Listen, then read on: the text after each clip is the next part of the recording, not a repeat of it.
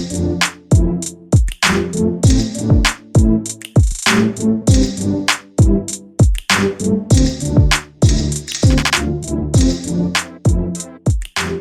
everyone, welcome back to Not Another Pop Culture Pod.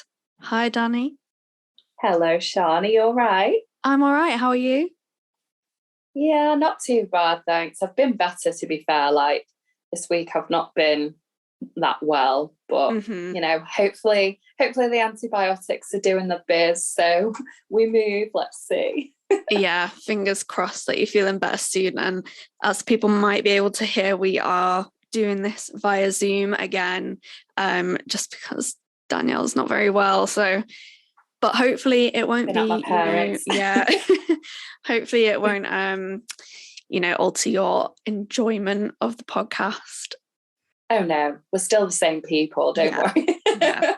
Just with a slightly worse sound quality.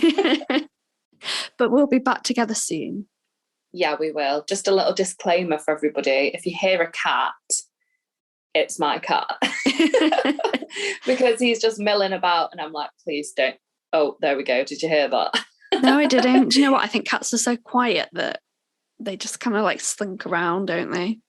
No, Sonny's a gobshite, don't worry. If he decides to like start really meowing, you'll know about it. Oh. He just did a little like he's cute, bless. so we'll let him off. Yeah, it's fine. So first things first, you have got to tell me what is your pick of the week. Okay, so my pick of the week is the bromance between Lenny Kravitz and Jason Momoa, which, I mean, a bromance is cute anyway, but I think this one's particularly special because Lenny Kravitz, his ex-wife, who is Zoe Kravitz's mum, she isn't with Jason Momoa anymore, but she was with Jason Momoa for a long time, and he was basically like Zoe Kravitz's stepdad. And I just think it's really nice to see a situation like a blended family like that, where people just get along. And, you know, there's like, I've read a few articles and Lenny and Jason say that, you know, they really love each other and they're really good friends. And I think Zoe's had like a really good environment, you know, with Jason as her stepdad.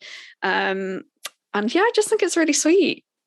That is cute. I mean, I'd be lying if I said I knew who you were talking about, but you must know who Jason Momoa is. He's that Hawaiian guy that was in Game of Thrones. He's like really like tall and muscly, and he's got like the long dark hair. Oh, possibly. Like the name kind of rings a bell, but the other people. Okay, so Lenny Kravitz is a musician. Yeah, I'll play you one of his songs later, you'll know it. And then Zoe Kravitz is an actress. She's in the Batman film with Robert Pattinson. Yeah. Of course she is. Your new obsession. Yeah. Yeah. I think it is nice to see blended families getting along so well, because sometimes you think like a lot of people don't get on with their actual family. So, you know, to see people get on really well with people who they're not directly related to, but they get on with them in a family situation is really nice.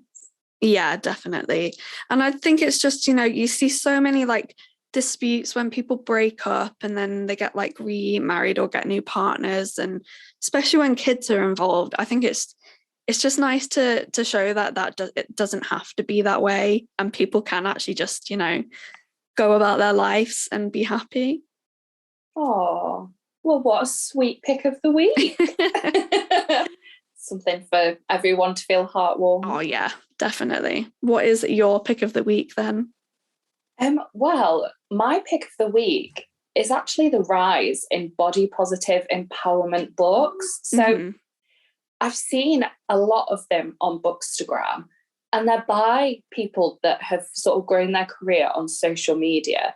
And obviously they grew their career at a time where the kind of thinness was almost the ideal, the desired, you know, the goal for everybody. And I think to see this kind of shift in more acceptance for bodies that don't fit into that stereotype of, you know, like a Chanel model walking down the runway, for example, is really important, because it sort of paves the way for other generations to have more than one point of view. So it's not like, oh, come on, everybody, you have to be curvy or bigger to be attractive. It's like, people that are curvy exist. This is me accepting my body as it is. I don't want to change. I don't want to be thinner. I just want to be healthy at the size that I'm at. I want to do things for my body that make me healthier, and that's okay. Like, I think there's such a societal kind of pressure to think that if you're a fat person and you're not losing weight, why not? Why aren't you losing weight? And it's like, to see these books like freely on the market and not diet books is genuinely, I find it really empowering for people, not just for myself, but I think of, you know, like young generations that maybe our generation were kind of subject to, you know, like Tumblr, where everybody was like so thin and, you know, like gorgeous but skinny, and that was, you know, just like what everybody wanted to be like. But to have a range and a variety of people, you know, a variety of skin colors, religions, like sizes, everything, it's just like, good. I'm glad that we're at this point in society. And, you know, there's always going to be some sort of level of prejudice against people, and that's, you know, that's okay. That's a battle that everybody is facing in one way or another. But I just think it's good to see this kind of shift. But I've got a book on pre-order. I think it hopefully should come today, but it'll be at my flat, so I'll get it when I get it. But it's called Queer Body Power, and it's written by a bisexual woman who is plus size. And I just think that perspective is one we've not really heard before. Yeah. And I just love reading stuff that I might not be able to like directly relate to all of it, but I learned something in the process. And I think that's what a lot of people don't understand sometimes. Like, you don't have to be gay to read books about gay people. You know, you don't have to be transgender or know somebody transgender to read and educate yourself on, you know, what transgender people have to face, you know, what exactly. It's like to be a trans person. And I do think it's so important for us to educate ourselves on as many perspectives as possible. You know, I don't want to be like, oh, you have to overload yourself with all this information, because it's not true. You know, there's no requirement for anybody to kind of learn about anything, I guess. But if you want to learn about what it's like to be whoever, then books are such a good way to do that. And yeah, I'm glad that things are changing. Oh, yeah, it's definitely good. Definitely like a step in the right direction. Yeah, for sure. Right, now you have to tell me your ick of the week. What has made you go, ugh?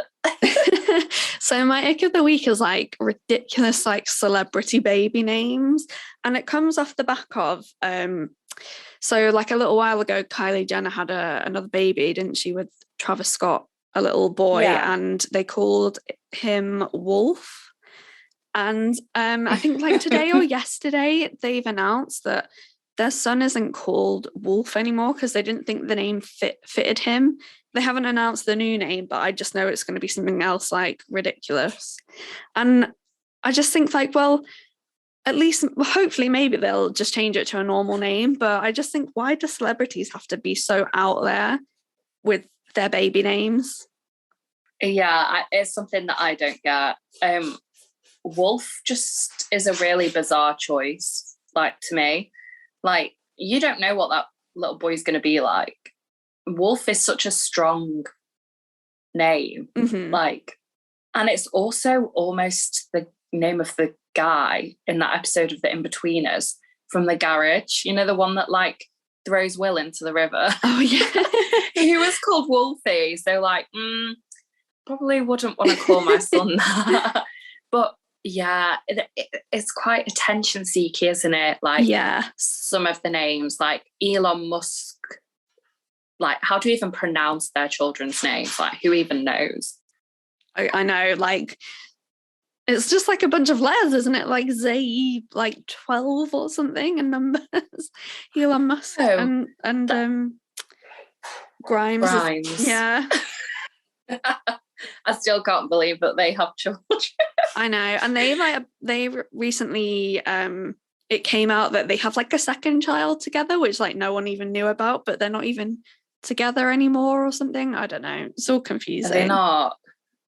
No, they're like broke up, but apparently they're like still co-parenting, you know, I guess like whatever works for them. Yeah, true. Whatever floats your boat. Yeah, like we were saying before, you know, even if there is a breakup, it is great when parents can still like work together. For sure. It does make all the difference, doesn't it, to the child's life? So yeah, whatever works for them. But yeah, strange baby names are not for me. Yeah, I definitely, I would prefer something a little more traditional, I guess. But I don't know what. Just I think it all started with Gwyneth Paltrow and Chris Martin naming their baby Apple. I think that was like the first. Do you remember like when they did that, and then it all kicked off like they've named their baby Apple, and that I think that just started everything. Apple's not even that weird though compared to what we've seen since. Like, I know, true.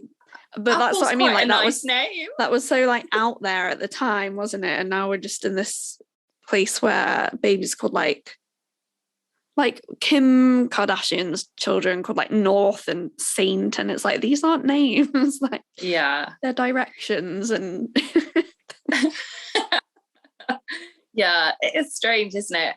But what like makes an acceptable name? Like I don't get it. Like I'm literally looking at a bunch of roses now thinking, well, Rose is a name, and then you know nobody bats an eyelid at Rose. Yeah, but then if I called my child like cheese plant, everyone would outroar. Monstera. Literally. In fact, that's quite a nice name. But no one would, like, half the population probably wouldn't know that meant cheese plant, to be fair. Like, I only knew that recently, but it sounds a bit like monster, doesn't it? It does, yeah. Don't want to be giving your child that label for life. So what is your ick of the week this week? It's something that made me absolutely fuming last night. So Adam Barlow from Coronation Street. I am talking tall, dark, handsome, Scottish. Like, I don't think I can name a celebrity. I know he's not that famous, but like, I can't name a celebrity that I actually fancy more than him. Like, oh, wow. I can't. Honestly, it's the accent and just the kind of ruggedness. He looks worn, but not too worn. He looks like he's seen some things. Well, he has after last night because he got pushed over a railing in a shopping centre. Oh, God. I know. It's all drama on Coronation Street, isn't it? I know, it really is. Wait, who did crazy ex. His ex-girlfriend, Lydia. So, okay.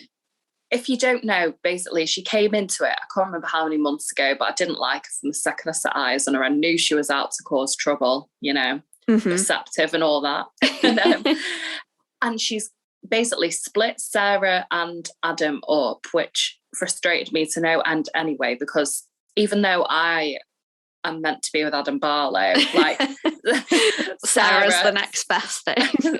Sarah's the next best thing, so it's all good. And I really like her as well. But yeah, they split up, and now she basically led him down a merry path and like set him up in so many different ways. So like she got a burner phone that she was pretending was like his phone and texting her. She turned up at a hotel like where he was staying, and on his bank card bought like lingerie and stuff like that, so it looked like he was having an affair. All these little things. And then she set it up so she trashed her own flat, rang Adam to come over to talk about what had happened, like with her and Sarah, and she rang the police on Adam. So it looked like he trashed her flat and he got arrested. So we was like on bail, and I was like, how dare you? And then they were having a bit of like, it was a conversation in this shopping centre, and he was trying to record the conversation like on his phone, but then she clocked what he was doing, so took his phone off him, and then I think his phone got broken or something, and then her phone got broken, and then she like pushed him away and off he went, toppling over. God. Oh, it was dramatic. I actually screamed. I haven't watched Corrie in like, I don't know, about a year probably. Whenever I like start watching it again, I'll watch it for like 2 weeks, and then I always feel like I've missed so much and I just can't get back into it. But I know Really? I know who Adam is, and I do like his character, and so that does make me sad. Yeah, no. Well, I was reading. I was trying to piece together what's going to happen, like whether he's going to die, because somebody told me he was going out of it, but I couldn't find anything online to say that he was definitely going out of it. But I did read a spoiler, so if anybody watches Corrie, like turn down for like 10 seconds. But apparently he has damage behind his eye, so he goes blind, which is horrible, isn't it? Yeah. Like, do you know what? I love Coronation Street, but I just think sometimes they could put something more like happy. Yeah, it is like that's one of the reasons I stopped watching it, is because I just got fed up of like being, you know, like it's just so depressing, really. Yeah, they sort of like give with one hand and take away with like two hands, and it's like, oh please, like, can you not like it's almost like they're feeding this notion that you can't be happy without like 10 things going wrong at the same time, and it probably gives people a complex, to be honest. But yeah, I still watch it religiously, you know.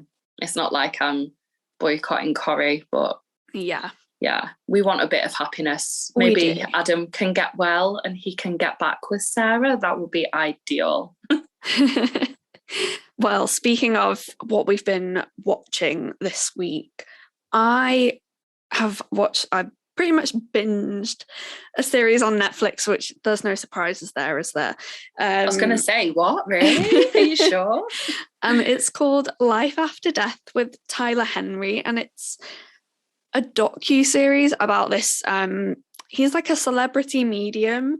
This guy, Tyler Henry, he's like really big in America, who basically this series, he just has like readings with different people where he, you know, he kind of like connects, I'm using air quotes with that, connects with their like past loved ones. And honestly, like, I don't know how much I believe in, like, I consider myself like a little bit spiritual. Yeah.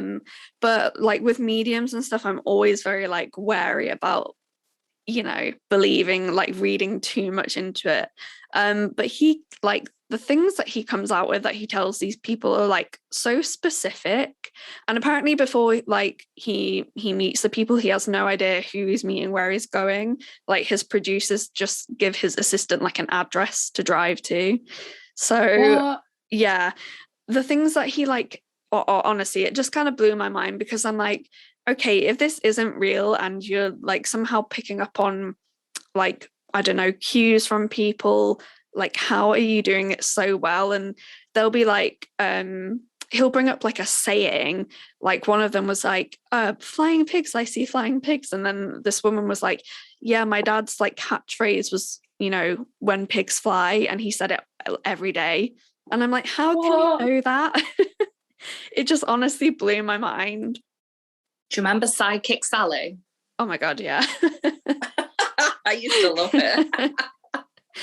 He is faking it. I'm like, how are you doing it so well? Do you know what I mean? I really don't know, but what I do remember is when Sidekick Sally was a big thing, everyone used to just keep trying to like debunk her. Yeah. And I remember like seeing in glossy magazines, you know, that my mum would have, like just basically pages and pages of trying to like unravel Psychic Sally's career. And do you know what I think to that? Like, if you go to one of those things, like, you know, you're going to a show to potentially connect with loved ones that have passed, you're obviously looking for some sort of sign that they're okay, or you're looking for some level of comfort. If people want to go to that sort of thing, whether it's real or not, if it brings them some comfort to hear their late dad's catchphrase, or, you know, that their grandma says that you're doing well, keep going, or, you know, whatever, then that's fine. Let's just like kind of try. I think people try to stop people taking pleasure and enjoyment out of things like this because, you know, they sit there getting fuming that it's not real. Well, it might be real. None of us know. Yeah. I think none of us know yet. For me, like one of the things that I just didn't know, like if I 100% believed, was that every single one, like there's like 9 episodes, and, you know, a lot of episodes he will do readings for like multiple people.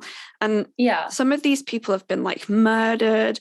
And he always says like, oh, like they're not angry, like they're happy, they don't want you to hold on to anger. And I'm always like, is that true? Because like if I was murdered, I'm pretty sure I wouldn't just be like letting go of it. I'd be that angry spirit that comes to haunt you. But I do think sometimes, is he saying that because he wants the people that are still here to like not forget what happened, but let go of anger and just try and remember their loved one? And it does always seem to help them. Like, you know, they're always really relieved when they hear that there's no anger and stuff. So yeah, I don't know if I like 100% buy into it, but I do think if it brings people comfort, then good for them. Because also I started watching a movie on Disney Plus the other night, and it was Nightmare Alley. It's like the newest one from Guillermo del Toro, who did like Pan's Labyrinth and stuff. And I was really looking forward to it. And again, it's about like a fake medium. So I thought that was really interesting that I watched that after I finished the Tyler Henry series, because it kind of shows you like how he like fakes his readings. But honestly, the film was so boring. I turned it off like halfway through, which I was really surprised. I thought it was going to be really, I don't know, I need to put it back on and like watch the end of it. But I don't know, I just thought I was quite disappointed with that film. Yeah, that kind of sucks. Like Pan's Labyrinth is actually really good. Like I watched it quite a while ago, but I do remember me being like, oh, this is cool. Like, there's not really anything too similar. No. But it is kind of weird how you watch something about a fake medium like after. Maybe it was like subconscious. You were like, I think this is fake, so I'm going to watch something.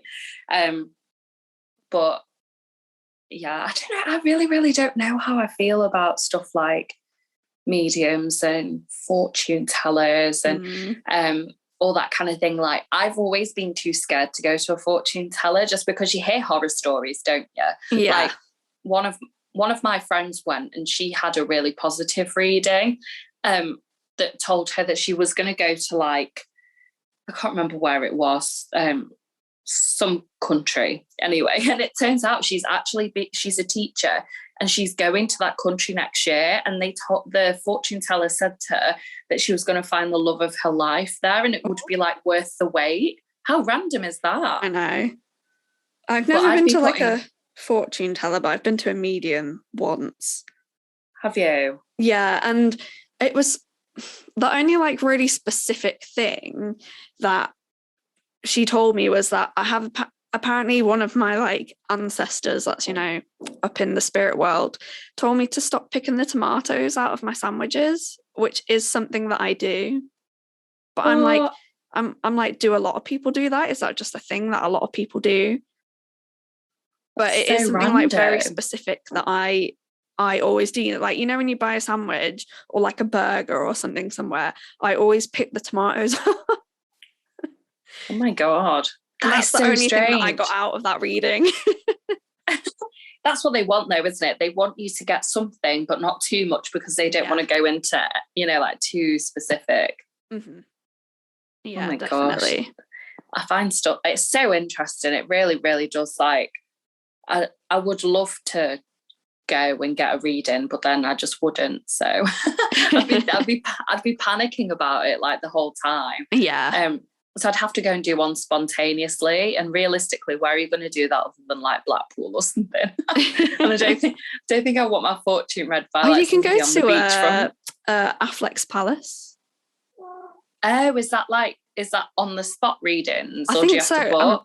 I think you can just get on the spot ones. You know, it's in that little like crystal shop right up at the top. Oh, interesting. I mean, I won't go, but yeah, it's good to know. Oh my gosh. So this week, I think I mentioned this on the podcast already, because I have been reading, in air quotes, this book for like 2 weeks now. Yeah. For work book clubs, I'm reading Clara and the Sun, and I couldn't get past like the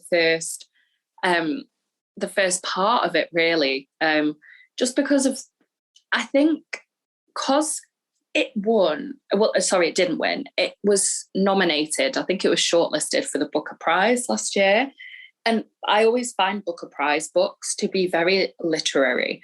So I find them quite difficult to get into because they're written so like properly. Yeah. If that makes sense. Like, it's not a style of writing that I would particularly ever choose. But whilst I've been poorly, I've been reading it. Because at work we're discussing it on Friday, so I've kind of had to. But do you know what? To give it credit, it's not the best book I've ever read, I can't lie, but it's actually quite a nice book. And I don't know what, I think it depends like what happens in the last few sections, but I actually think it would potentially be a book that I've recommended. It's just so hopeful. Like the context, the content of it is actually quite sad, but it does bring you quite a nice sort of hopeful feeling, you know, that, I mean, it's weird as well, because it's all about, you know, like artificial friends and stuff, but I don't know, I'm excited to see like how it ends. But I picked up another book to read whilst I was reading this, thinking like, oh, you know, I'll read something a little less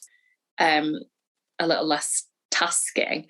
And I picked up a book called Frankenstein, and I read 70 pages of it and had to put it down. It was triggering. It was horrible. Oh God. It was so annoying. Like, it just pissed me off. All the 70 pages that I read of it were just irritating. So, like, no offense to the author, but it wasn't my jam. Again, it was longlisted for the Booker Prize, so I think I'm just going to steer away from Booker Prize. Although, having said that, Shuggie Bain won the Booker Prize, not last year, the year before, and that was such a good book. Like, it was gritty, but it was really, really good. So I'm not going to discount all Booker Prize, like long list, short list, or whatever. But yeah, just sometimes you need something a bit more lighthearted, and I thought that Frankenstein was going to be lighthearted because it's obviously a bit of a play on Frankenstein. Like, there was like a trans main character, there was like gay characters and stuff, and I was like, this sounds right up my street. And then I read loads of scathing reviews saying that like the author has written specific scenes like really insensitively, and like basically almost made a mockery of like trans people and like Black people as well. So I was kind of waiting for those moments and, you know, feeling uncomfortable to read them. So I thought, do you know what? I'm just going to put it down. I can't be asked. Like, sometimes you've got to do that, don't you? Yeah, I think like for your own mental health and sanity, sometimes if you're not enjoying a book, sometimes you've just got to chuck it in the charity pile and hope that nobody picks it up because it's not that great. Yeah. But, yeah, wasn't my thing. Might be other people's things. It only gets like 3.5 on Goodreads, which I thought was like, that's quite bad, isn't it? It's not good. But yeah, anyway, I'm on the lookout for something lighthearted and fun if anybody's got any recommendations. Oh, so in the opposite direction of that, I wanted to talk about a movie that I went to see on the big screen the other night, called X. and it's a horror movie, it's a slasher, and it's honestly one of the wildest films I have seen in like a long time. Really? I was like trying to explain the plot to you the other day, and I'll explain now without giving like too many spoilers away, because these are pretty much all in the trailer, I think. So there's like a group of people that are essentially like, it's set in the 70s, like 79. There's a group of people that are like amateur pornographers, and they want to go make like a porno called The Farmer's Daughters. So you've got like the producer, you've got like the young porn star who wants to be really famous, you've got like the couple of older porn stars, like a woman and a man, who are like an on-off couple who they've been in the industry for like a little while, they kind of like know what's what. And then you've got the director, who's like this young filmmaker that wants to make this like really artistic, like avant-garde film. He says like, you know, just because it's a dirty movie doesn't mean it has to be you know, that it can't be artistic. And then you've got his girlfriend who's like going to help, like, I don't know, do the sound production on it. So it's set in Texas, and they go find this like old farm where it's just like this old farmer and his wife that live there. And so yeah, they like start filming the movie, and then things just go like terribly wrong, you know, like in the course of one night a lot of people die.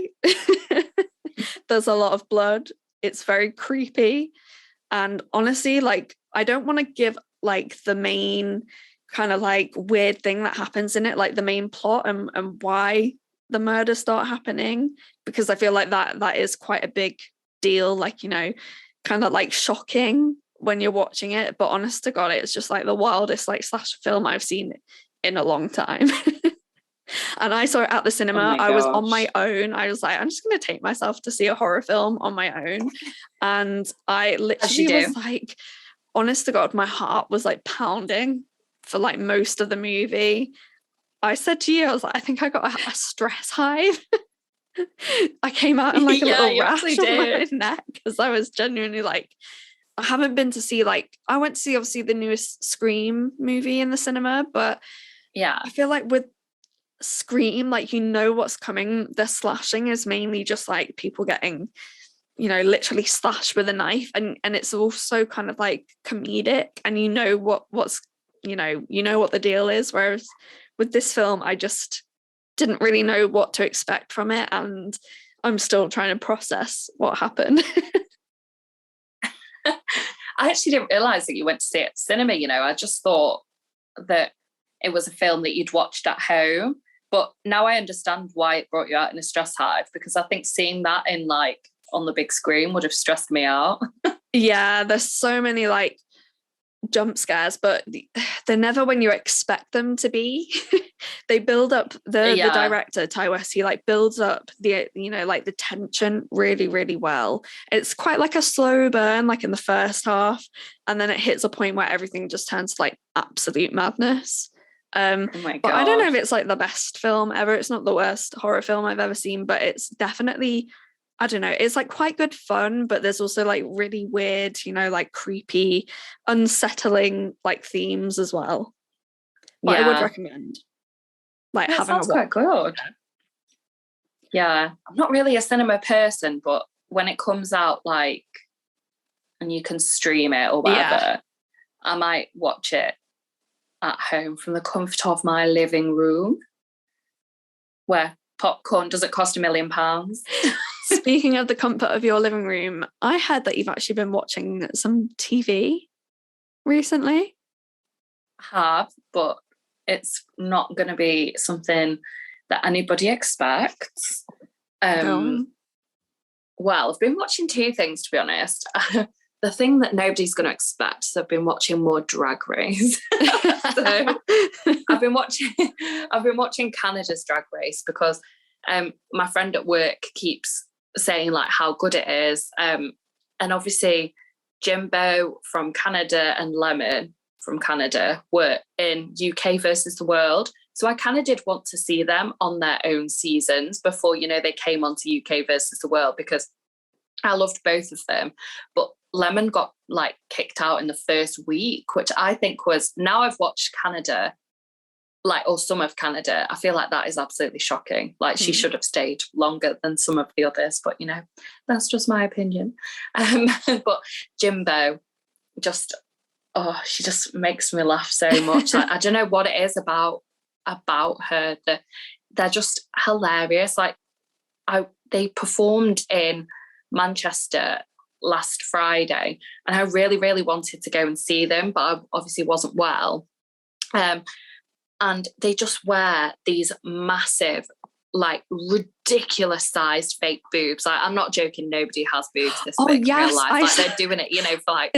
That's the video I showed you that my friend put on his story, right? Yeah, literally, that's Jimbo. I saw her on my friend's story, and I was like, oh my goodness. She's so weird. Is she carrying those things? I love her so much. She brings me so much joy. And like, it's the fact that her and Bag of Chips from UK are like best friends in real life. And I'm just like here for that friendship 100%. But I've also, like, last night, obviously was at home with my mum, and we just put on Joanna Lumley's Paris. Oh. And I love Joanna Lumley I do as well. much. And my mum's obsessed with her too. And we just watched her obviously going around different places. And I've been to Paris a couple of times. So like, I'd been literally everywhere. And me and my mum have been. So we were both like, oh my God, we went there. And I just thought it was really like nice and nostalgic, you know, to like sit and sort of like reminisce about places that we've been to, like memories that we'd made and stuff. I thought it was really nice. It was just nice to sort of watch it and think like, you know, we are in a sort of travel environment now where it's okay to do it. You know, we're not in a lockdown. We're not, you know, we're not stopped from doing anything that we want to at the minute. And it just made me feel really like hopeful that, you know, there will be holidays again. You know, there are fun things to like do. I think if I would have watched it in lockdown, I would have been like, oh, that's really nice. But now it's made me feel a bit shit because we literally can't even go and see our mates, let alone hop on a plane over to Paris or wherever. But it was nice to see. And she, I don't know whether she rented it or whether she bought it, but she had a jacket from Chanel, and I was just like, I need a Chanel jacket. The next time I go to Paris, I need a Chanel jacket. Yeah, I'll have to watch that because I'm headed to Paris in July. I think it is early July. So I have been to Paris, but I've only been when I was like a little kid, so I don't really remember it. So it'd be good to, you know, find out some of the hot spots to visit.